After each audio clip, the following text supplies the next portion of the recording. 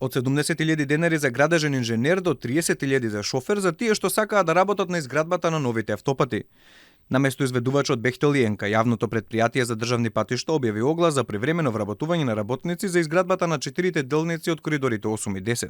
За сега се бараат само 28 работници кои веројатно ќе работат во првата фаза од проектот. На кои делници и каде не пишува. Огласите ќе траат се до завршувањето на проектот, односно 22 јануари 2028 година. Интересно е што предпријатието го распиша огласот според постоечкиот правилник, во кој пишува дека вработените ќе работат само 40 часа неделно, што е спротивно на тоа што досега го зборува владата, односно тоа што е содржано во предложените законски измени со кои се бара 60 часовна работна недела.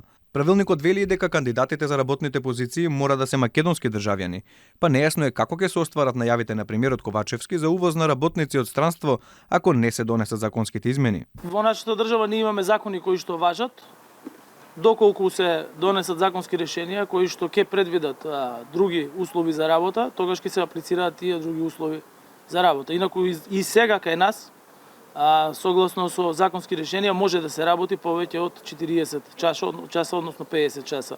И така да има голем број на работници кои што работат и 50 часа по свој избор и со своја согласност. Според огласот за вработување, јавното предпријатие државни патишта бара градежни, сообраќајни и електроинженери, урбанисти, општественици, администратори, преведувачи и шофери. Најниската плата за овие работни позиции ќе изнесува безмалку 30.000, а највисоката нешто над 70.000 денари. Изборот може да трае од 45 до 120 дена во зависност од бројот на кандидатите, а според конкурсот, за прием на кандидатите ќе одлучува посебна комисија.